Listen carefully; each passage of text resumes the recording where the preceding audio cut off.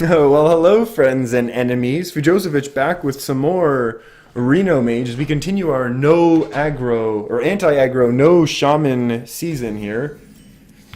We're going to try and test out some of these Reno decks, see what they can really do against the shamans. I know I played way too much shaman last season. Apparently so did everyone else.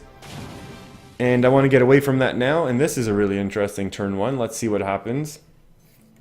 I'm expecting an aggressive Paladin if this is a turn one play, but we'll see. Daggers? Okay. Whoa, whoa, whoa, what's going on? Oh, there's gonna be emptying of the hand going on, that's what. I wonder if we just keep our hand small then as well. So our opponent doesn't get the benefit of us having a significantly larger hand size. I think that might be a viable strategy here. Aggro Paladin should not be in a good spot right now on the ladder, but we'll see. Getting a couple attacks in here. Ooh. Murloc, Tiny Fin. I don't want to have to kill him, but I'll do it if I need to. So I'm basically playing Brand just for the stats, and I know it's not even the best stat line, but the 4 health right now lines up very, very well. You know, if this is an aggressive Paladin, they might have some sort of abusive Sergeants or something, but we'll see. We will see. Or just coining out True Silver. Coining out True Silver is always a good answer. So that's fine. We know that's out of the way at least. 4, 5, 6. We can basically Water Elemental here. I'm completely fine with Water Ele. The only issue with this strategy here is, I mean, I feel like we've had to basically play all of those turns except for the original Arcane Blast. Everything else I feel like we would be playing like this regardless. And we do have the option eventually of pinging some of these things down and playing Doomsayer.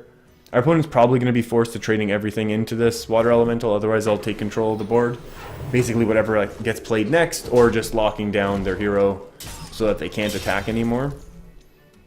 With a super, super sweet freeze mechanic. Oh, what's going on? Blowgill Sniper. Wow, that's not a card that I knew even existed. Huh, that's kind of funny. Yeah, I didn't know that was a card at all. We'll just go ahead and do this. Set up a nice Doomsayer. I can't imagine it's gonna be really, it could get removed with the Blessing of Kings. Or it could get removed with a whole bunch of Murlocs. He's got to trade in now. What is he doing? Oh, okay. I knew it! This is a pretty good Blizzard. The only issue is if this card allows my opponent to draw, then we could be in a little bit of shape. Who has this number? Yeah, I don't know. I know my phone gets picked up from my microphone if it buzzes.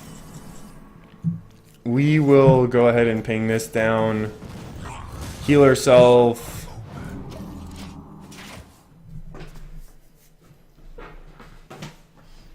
I think we're in good shape. This is very, very strange to see an aggro Paladin like this. Hey, Grimsky. Divine Favor. We dodged it long enough, though. We were doing a pretty good job, I think. Now that we've been hit with one, I think we can afford a Kabbalah's Tome, especially because we have the Flame Strike. And we have one Murloc War Leader down. So if there is an Anyfin, the Anyfin is basically just flooding the board, not so much... Oh boy. Okay, well now we got cards. Okay, well whatever. Now we got cards. I don't mind anymore. Let's draw like crazy. Not that we have a lot of draw in this deck. I think I do need to fit an Acolyte of Pain in somewhere, somehow. Oh, that's a pretty good card, I guess. I do want things on board here, just because. AoE or Prophet Valen. Valen's kind of sweet. Counterspell could actually do work. But Demon Wrath can combo with Flame Strike to deal with a huge board. What do we need? What do we need? I feel like Counterspell is like the late game play that lets us win. Prophet Valen... I think Prophet Valen we're going to play next turn, though. And it's going to help us tempo things out of control. I'm taking control of this board here is what's happening as well. Because I like Prophet Valen next turn because that'll double my hero power, which turns us into 2 damage, which might actually be significant. Because I can't imagine that Valen's going to get taken out too easily by a Paladin. It might get Aldored or something like that. But yeah, that's going to be a little bit annoying. That's a better response, I think. A 4 too, that's definitely not excellent stats for 5 mana, but that's okay. We can live with that.